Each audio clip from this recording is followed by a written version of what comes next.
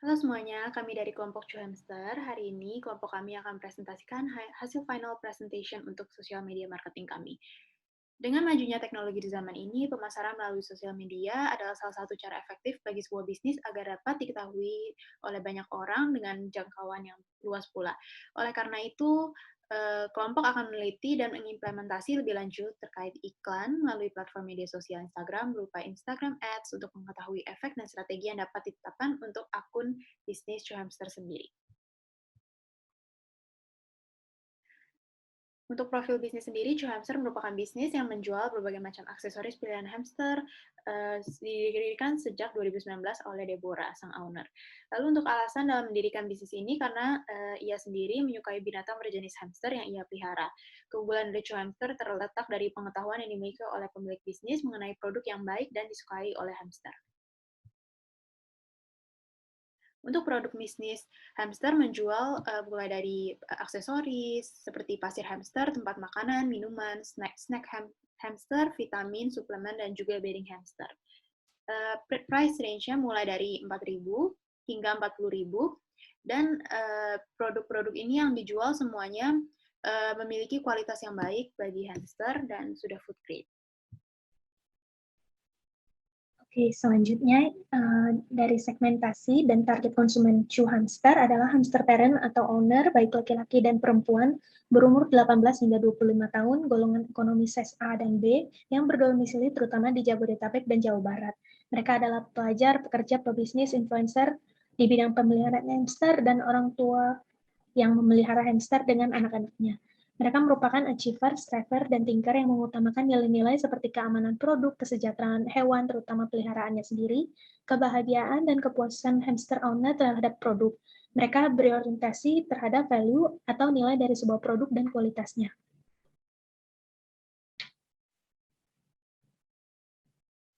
Oke, jadi pada September 2021, kelompok telah melakukan riset kualitatif berupa focus group discussion kepada 5 narasumber konsumen dan pelanggan Chew Hamster. Terus kelompok juga melakukan riset kuantitatif berupa kuesioner untuk memvalidasi data konsumen dari hasil riset kualitatif sebelumnya. Dari hasil riset ini didapatkan bahwa mayoritas responden itu berdomisili di Jakarta, berjenis kelamin perempuan, dan juga merupakan mahasiswa dan wirausaha. Channel pembelian favorit mereka adalah Shopee, dan rata-rata pembeliannya dapat dilakukan hingga 6 kali dalam sebulan secara online. Faktor yang paling penting dalam pertimbangan pembelian produk merupakan kualitas. Secara psikografi, mayoritas cenderung introvert dan hardworking. Mereka juga sangat peduli akan kesejahteraan hewan peliharaannya. Beberapa concern yang mereka miliki adalah kesulitan untuk mencari produk atau layanan seperti dokter hewan yang benar-benar sesuai dengan kebutuhan hamster. Kemudian informasi tentang dunia hamsteran yang mayoritas didapatkan mereka dari Instagram. Terus ada komunitas-komunitas, baik online dan offline lainnya, dan website. Untuk pertimbangan pembelian produk dari sebuah toko, itu diutamakan berdasarkan dari kualitas barang, kemudian tingkat kepercayaan atau review, baru harga yang cocok.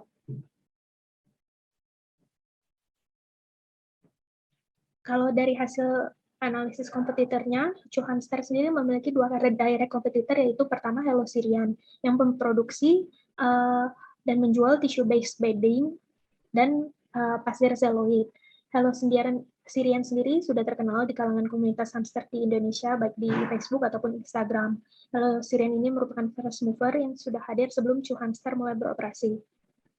Terus yang kedua itu ada Hampiness. Ini adalah brand lokal yang menjual dan memproduksi paper-based bedding dan makanan-makanan sampingan hamster. Hampiness sendiri merupakan brand yang baru dan sales-nya masih sangat rendah terlihat dari histori e-commerce-nya. Tapi juga Hampiness memiliki keunggulan, yaitu merupakan brand pertama di Indonesia yang menghadirkan produk bedding yang terbuat dari kertas. Sejauh ini belum diketahui pasti apakah konsumen Indonesia dapat menerima inovasi ini, dan ke depannya harus diperhatikan lebih lanjut. Terus Dari indirect kompetitornya itu ada 3. Yang pertama Vitakraft. Ini merupakan brand internasional berasal dari Jerman. Rangkaian produk hamsternya secara khusus terpopuler Vitakraft adalah bedding serbuk kayu yang terbuat dari kayu yang aman untuk hewan pengerat. Selain itu, dia juga menjual produk-produk makanan hamster premix dan snack berbagai varian. Kemudian yang ada Binky and Burrow, yang merupakan brand lokal Indonesia. Ini adalah toko reseller produk impor dan repack produk makanan, kebutuhan hamster dan aksesoris hamster lainnya yang merupakan produk-produk impor. Jadi dia hanya menjadi reseller dan bukan produsen. Walaupun Binky and Burrow tidak memiliki produk mereknya sendiri, tapi dia memiliki Instagram page yang terkenal di kalangan komunitas hamster Indonesia dan sangat estetik dan profesional. Terus yang ketiga itu ada No Brand Seller. Ini adalah penjual produk kebutuhan basic hamster seperti serbuk kayu dan biji-bijian makanan hamster yang secara umum dijajakan di pasar atau toko hewan peliharaan kecil. Para penjual ini dapat berupa pengrajin kayu lokal yang menjual limbah serbuk kayu sisa produksinya ataupun penjajah hamster-hamster yang ada di pasar seperti itu yang tidak akan tetapi produk-produk ini tidak diolah lebih dulu sebelum dijual sehingga seringkali tidak memenuhi standar kebersihan dan keamanan produk. Dan no brand seller ini seperti penjajah di pasar juga mereka sebenarnya tidak terlalu mengerti akan kualitas ataupun bahan-bahan produk yang diperlukan agar benar-benar aman untuk hamster. Oke. Selanjutnya, secara singkat, analisis SWOT, Chew Hamster sendiri unggul dibanding kelima kompetitor dari kualitas produk yang tinggi, aman dipakai hamster sesuai dengan standar riset internasional, dan hadir dengan harga yang terjangkau. Kekurangan yang harus diperbaiki adalah dari segi desain packaging yang belum dicetak secara profesional dan kapasitas produksi yang masih rendah. Terus peluang bagi Chew Hamster sendiri adalah memperluas varian produk dan konsumen masih sangat mencari produk dengan harga terjangkau. Selain itu juga ada peluang untuk menambah reseller program. Terus threat yang ada adalah pengembangan produk itu harus dilakukan dengan cepat karena banyaknya new entries dalam pasar ini. Oke, selanjutnya untuk identitas merek dari Chew Hamster itu adalah toko yang menjual rangkaian produk hamster yang aman, berkualitas, dan terjangkau. Hal ini supaya hamster parents di Indonesia dapat memelihara hamster mereka sebaik mungkin dengan produk-produk yang berkualitas. Oke, backstory dari brand Chew Hamster pada awalnya tahun 2019 saya sebagai founder memelihara seekor hamster bernama Cilo. Nah, Cilo ini sekarang ilustrasinya menjadi logo dari brand Chew Hamster sendiri. Pada awal memeliharanya, saya sendiri merasa kesulitan untuk mengakses produk-produk hamster yang benar, aman, sesuai standar, dan berkualitas. Dari sana saya mencoba untuk membuat sendiri dan produk-produk itu, dan setelah saya merasa bahwa ini sangat baik dan sangat cocok untuk hamster, saya berpikir untuk menjualnya agar hamster parents lain juga dapat memakai produk yang berkualitas dan aman walaupun dengan harga yang terjangkau. Nah, ini adalah logo Chew Hamster.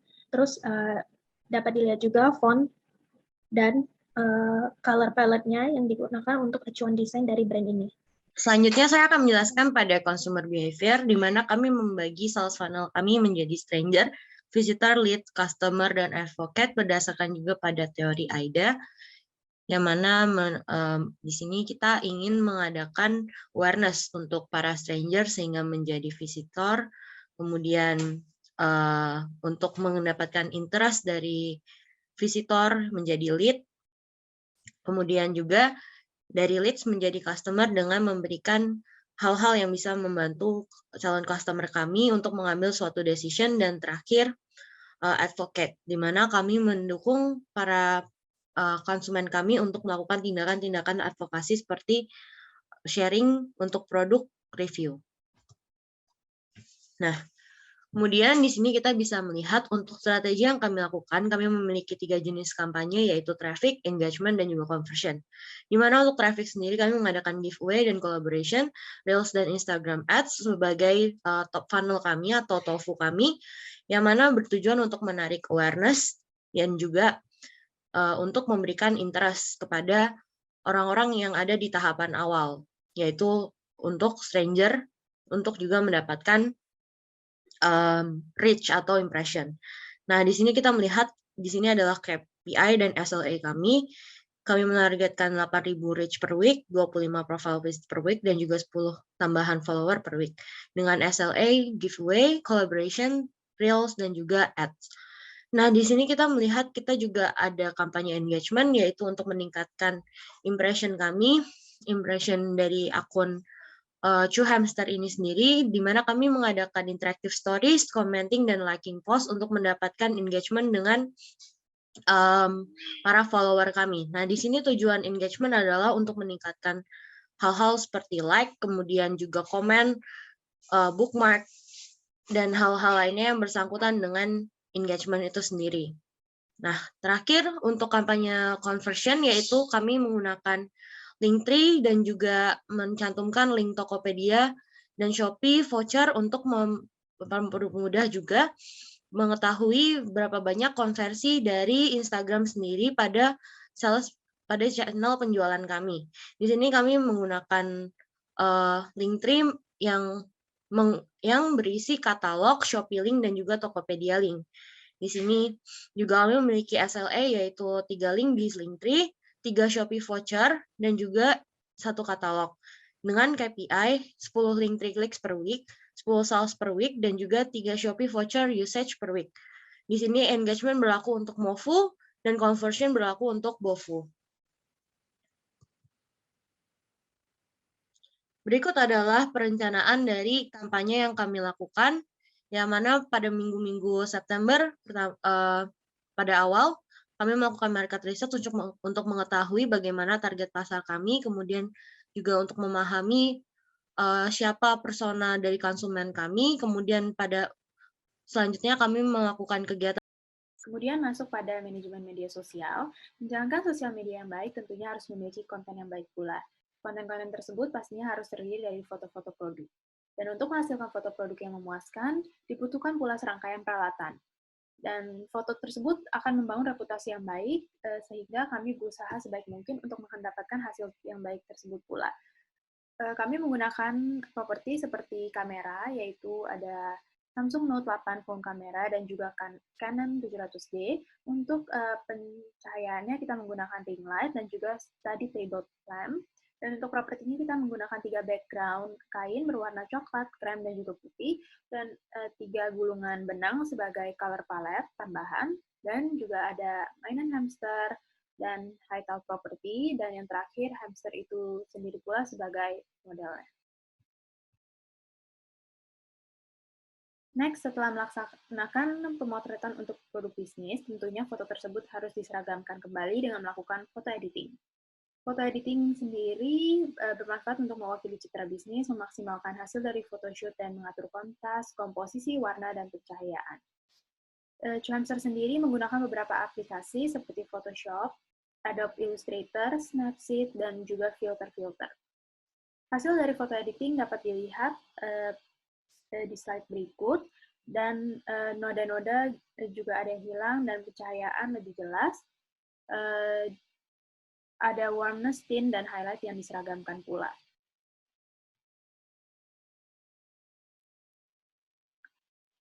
Selanjutnya yaitu mood board dari Chu Hamster sendiri.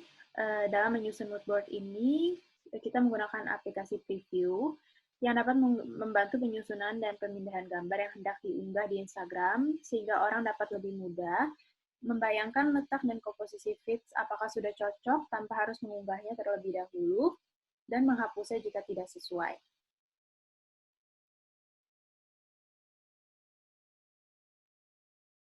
Berikut adalah manajemen media sosial rencana konten kami. Setelah berhasil mengumpulkan beberapa calon konten yang akan diunggah di Instagram, dibutuhkan rencana konten. Dan berikut adalah rencana konten dari Chu Hamster sendiri dari bulan Oktober hingga November. Konten dari Instagram Story sendiri terdiri dari Hamster Diary, yaitu kegiatan sehari-hari dari Cio dan Mini yang merupakan hamster milik business owner. Konten Hamster Diary ini akan diunggah setiap harinya, lalu terdapat juga testimoni dari pelanggan yang akan langsung diunggah setelah customer memberikan kepada bisnis Cuhamster. Lalu terakhir ada video teaser dan display yang akan diunggah 3 kali dalam seminggu. Lalu next-nya yaitu untuk Instagram feed sendiri, terdapat konten berupa informasi produk baru seperti hamster spray, botol minum, dan ada juga acara-acara giveaway dan pengumuman hasil pemenang. Lalu ucapan-ucapan pada hari raya besar, lalu quotes-quotes hamster, informasi gratis ongkir, video dan gambar produk bisnis, dan juga perayaan ulang tahun hamster milik business owner. Baik, selanjutnya itu hasil penerapan dari campaign. Yang pertama, kelompok telah membuat landing page. Nah, landing page ini tujuan utamanya untuk sebagai katalog produk dan berisikan informasi-informasi penting terkait bisnis dan brand. Landing page Cuhamster dikembangkan menggunakan jasa hosting Dewa Web dan domain Exabytes. Domain dari landing page ini adalah cuhamster.com dan penampilannya dapat dilihat sebagai berikut. Campaign traffic dilaksanakan pada tanggal 21 November 2021 dengan tujuan untuk mendatangkan traffic dengan total budget 75.000. Terdapat 2 ad set dengan total reach sebanyak 13.812 orang, impression 13.812, frekuensi 1,03, dan unique link klik sebanyak 26. Sedangkan untuk cost per link klik yaitu 2.884,62 perak, biaya untuk per link klik ini tergolong cukup tinggi dan ads masih bisa dapat dimaksimalkan kembali. Untuk campaign brand awareness pertama pada tanggal 2 Desember 2021, terdapat 3 ad set yang berisikan 6 ads dengan total budget campaign sebesar 75.000. Perbedaan dari setiap ad set adalah gendernya, men, women, dan both. Konten yang diiklankan terbagi menjadi 2 jenis, yaitu picture collage dan full picture. Dari hasil yang didapatkan, target gender men-woman merupakan ads yang paling efektif dengan jumlah reach sebesar 16.655 orang dan cost per estimated article lift-nya sebesar 59 perak. Untuk urutan kedua diduduki oleh gender men dengan reach-nya 11.460 dan cost per estimated article lift-nya sebesar 48 perak. Urutan ketiga diduduki oleh gender women dengan reach 1.170 dan cost per estimated article lift sebesar 66 perak. Dari hasil ini dapat dilihat bahwa ad set tertinggi diungguli oleh ad set gender men dan women. Kemudian, campaign brand awareness kedua dilaksanakan pada tanggal 6 Desember 2021 dengan menggunakan audiens tertinggi hasil campaign pertama, yaitu men dan women dengan budget 75.000 lagi. Konten dari ad set terdiri dari 2, yaitu college 6 produk Cuhamster dan college 2 produk Cuhamster dengan tambahan tulisan nama dan harga produk. College 6 produk mendapatkan reach 6.828, impression 7.074, dan cost per estimated article lift 169 perak, sedangkan konten yang college 2 gambar beserta nama dan harga produknya mendapatkan reach 8.266, impression 8.655, dan cost per estimated article lift-nya 187 perak. Data ini menunjukkan bahwa konten yang lebih diminati oleh target audience yaitu konten college 2 produk dengan tambahan nama dan harga produknya. Lalu campaign brand awareness terakhir dilaksanakan pada tanggal 30 Desember 2021 dengan total budget sebesar 275.000. Terdapat 2 ad set yang membandingkan gender men dan women. Men dan women masing-masing ad set memiliki 2 konten, yaitu full picture dan college picture. Hasil yang didapatkan adalah iklan tersebut paling banyak dilihat oleh gender laki-laki dengan cost per estimated article lift sebesar 29 perak dan reach-nya sebesar 94.464. Sedangkan hasil dari gender laki-laki dan perempuan memiliki reach sebesar 66.062 dan cost per estimated article lift sebesar 32 perak. Sebagai kesimpulan, kedua ads dan kampanye brand awareness yang dilaksanakan oleh tim Cuhamster sendiri lebih banyak pada gender laki-laki dibandingkan perempuan ataupun keduanya. Oke, sekarang kita akan masuk ke campaign bagian engagement. Jadi kalau di campaign bagian engagement ini kan dilakukan pada bulan November hingga bulan Januari terakhir ini. Kemudian dari semua ads yang sudah kita lakukan, kita kan udah melakukan A/B testing, kemudian kita juga menjalankan campaign yang kita nilai paling baik. Nah, di sini kita melihat bahwa konten yang dinilai paling baik adalah post engagement ad kedua dengan amount spend yang paling tinggi yang ada pada angka Rp130.000 serta CPR yang cukup rendah, yakni hanya Rp68 saja. dari sisi konten yang digunakan kita menarik sebuah benang merah bahwa konten yang kami gunakan ini kan ada 2 waktu campaign engagement. Yang pertama itu bentuknya video carousel, yang kedua adalah gambar statis. Nah, video carousel ini memiliki CPR yang cukup tinggi dan sebenarnya hasilnya itu juga tidak terlalu baik, tapi konten yang bersifat gambar statis ini sudah memiliki CPR yang rendah juga, tapi dia performanya lebih baik. Oleh karena itu, kami lebih memaksimalkan menggunakan gambar statis ketika pelaksanaan campaign. Dengan demikian, dapat disimpulkan bahwa sebenarnya Hamster ini sudah melakukan banyak hal, dan yang perlu di-highlight dari project ini adalah Hamster melakukan rebranding dari brand yang awalnya terkesan hanya fokus pada wanita saja, menjadi brand yang bersifat gender neutral. Kenapa kita melakukan rebranding? Karena kami percaya bahwa ceruk pasar hamster ini tidak hanya berfokus pada wanita, tetapi lelaki pun juga memelihara hamster.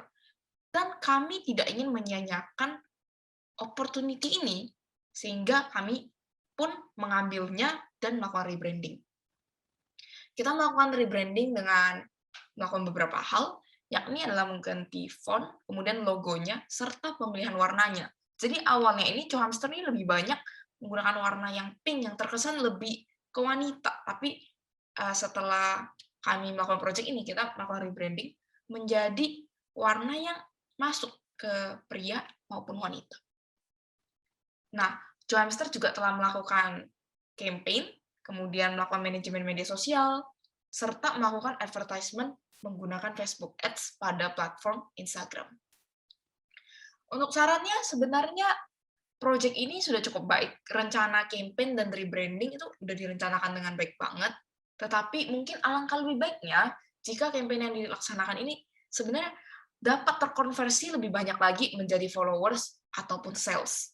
Nah, untuk mendukung tingkat konversi tersebut, maka disarankan bahwa Instagram bisnis dari Hamster sendiri dapat yang pertama lebih mempercantik tampilan luarnya, kemudian lebih aktif untuk memposting konten. Jadi lebih aktif untuk story dan aktif di post, sehingga ini akan menjadi penambah probabilitas bahwa traffic yang didapatkan dari campaign ini dapat lebih terkonversi dan campaign-nya ini menjadi lebih efektif. Mungkin sekian aja dari kami. Terima kasih atas perhatiannya.